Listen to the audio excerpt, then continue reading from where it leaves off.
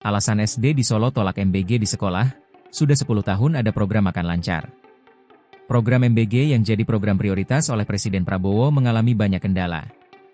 Satu di antaranya adalah soal kualitas makanan yang kemudian menimbulkan banyak kasus keracunan. Dari sekian banyak sekolah yang mendapatkan MBG secara gratis dari pemerintah, sekolah di Solo ini memilih menolaknya mentah-mentah.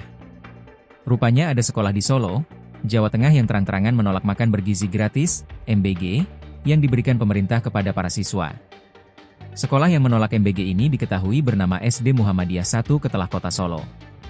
Dikabarkan bahwa penolakan MBG ini tidak hanya dilakukan oleh pihak sekolah, tapi juga pihak orang tua murid. Sekolah swasta yang sudah ada sejak zaman kolonial Belanda ini menolak menerima manfaat dari program MBG pemerintah pusat ini.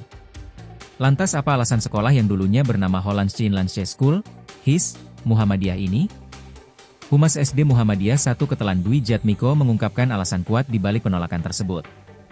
Dwi berujar SD itu sudah memiliki program dapur sehat ramah anak sejak tahun 2015. Program itu dianggap sudah bisa memenuhi kebutuhan gizi para siswa secara mandiri. Sejak 2015 kita sudah memiliki pelopor dapur sehat ramah anak.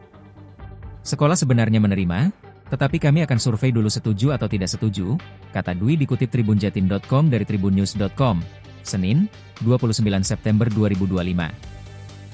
Dari Dinas Pendidikan juga sudah menyatakan kalau ini dipending. Mengapa ini sudah 10 tahun aparat datang ke sekolah? Itu kan tidak elok. Kepala sekolah kami nanti juga akan ke Jakarta untuk membahas ini, imbuhnya. Menurut Dwi, tidak pernah ada masalah atau kendala dalam pelaksanaan program dapur sehat ramah anak selama 10 tahun di sekolah. Di samping itu, program tersebut sudah disetujui wali murid dari sekolah swasta yang sudah berdiri sejak 1925 ini. Dwi lalu menyarankan program MBG dialihkan ke sekolah lain yang dirasa lebih memerlukannya. Yang dilakukan di sekolah itu, tim dapur selalu bisa mengontrol dan harganya terjangkau untuk semua siswa baik yang sejahtera maupun prasejahtera, katanya.